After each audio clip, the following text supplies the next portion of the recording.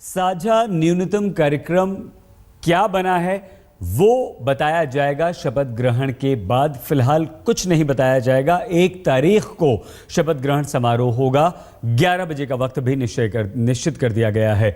हम आपको सीधे लिए चलते हैं श्रीनगर। अशरफ वानी हमारे संवाददाता जुड़ चुके हैं हमारे साथ। हिमांशु मिश्रा हमारे संवाददाता जो कि लगातार मुफ्ती मोहम्मद और प्रधानमंत्री मोदी की मुलाकात पर सुबह से नजर बनाए हुए हैं, प्रधानमंत्री नरेंद्र मोदी के घर के बाहर से।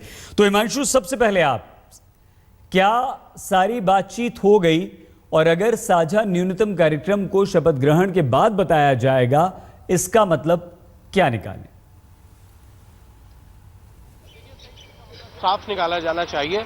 शायद कुछ इश्यूज ऐसे हैं जिनको कॉमन मिनिमम प्रोग्राम में रखा गया है, लेकिन जो उनकी रूपरेखा तैयार की गई है, जिस पर आगे जाना है, धारा 370 और एस्पा, इनको लेकर बहुत सी अड़चनें थी। इन सब पूरे कॉमन मिनिमम प्रोग्राम को बनाने में लगभग 2 महीने का समय लगा। दोनों पार्टियां ये नहीं चाहती हैं कि स्वेरिंग इन से पहले कॉमन मिनिमम प्रोग्राम को जो है वो रिलीज किया जाए और उसके बाद कोई ऐसा बखेड़ा खड़ा हो जाए जिसका जवाब देते हुए दोनों पार्टियों से ना बने। इसीलिए कॉमन मिनिमम प्रोग्राम को बाद में रिलीज किया जाएगा। इन दोनों इश्यूज पे सरकार कैसे आगे बढ़ेगी, कमेटीज बनाई जाएंगी और वो जब कमेटीज की रिपोर्ट आएगी तो सेंट्रल गवर्नमेंट के पास भेजी जाएगी। एस्पा को लेकर जो सेना के जो इश्यूज हैं, सेना की जो बातें हैं, उसको ध्यान में रखकर उस पर रिपोर्ट पे काम किया जाएगा और सेंट्रल गवर्नमेंट के पास तब भेजा जाएगा तो सेंट्रल गवर्नमेंट दोनों इश्यूज के ऊपर फैसला लेगी।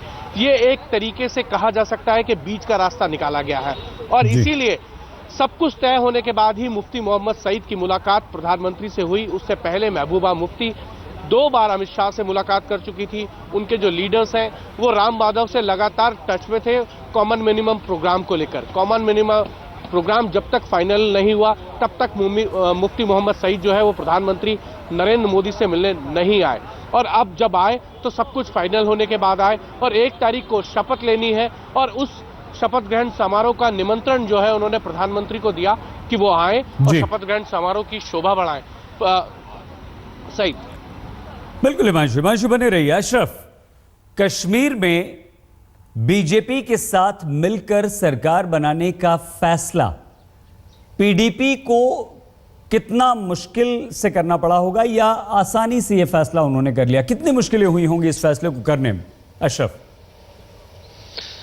सईद, बहुत ज्यादा मुश्किलें पीडीपी के सामने थी क्योंकि जिस अंदाज से पूरी तरह से गाठी में बीजेपी के खिलाफ वोट आया था तो पीडीपी को एक विकल्प ढूंढा गया था बीजेपी के खिलाफ यहां कश्मीर में। तो यही कारण है कि कश्मीर में उन्हें इस तरह से बहुमत मिला।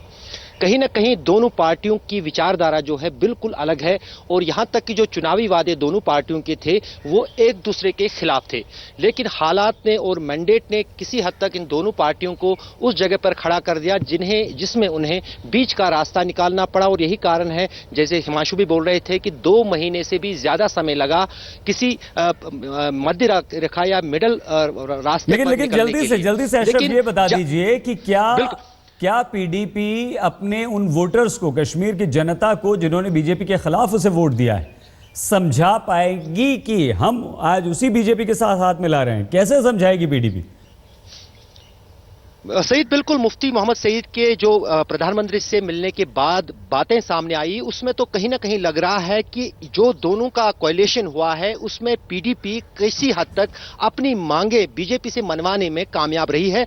और उसी की एक कड़ी ये भी थी कि इस पर मोहर डालने के लिए जम्मू कश्मीर के जो बनने वाले मुख्यमंत्री हैं मुफ्ती मोहम्मद सईद, वो प्रधानमंत्री से मिले। तो प्रधानमंत्री के कंसेंट के बाद ही कहीं ना कहीं अब पीडीपी को भी लग रहा है कि जो चीजें वो चाहते थे कि कॉमन मिनिमम प्रोग्राम में आए, वो उन चीजों को कॉमन मिनिमम प्रोग्राम में लाने में सफल हुई है। और यही वजह भी है कि शपथ ग्रहण समारोह से पहले सीएमपी यानी कॉमन मिनिमम प्रोग्राम को आम नहीं किया जा रहा है, क्योंकि जाहिर था कि अगर ये बात सामने आती तो कहीं ना कहीं अब उस पर कई सारे जो बहस शुरू हो जाते, जवाब बीजेपी के पास नहीं बनता।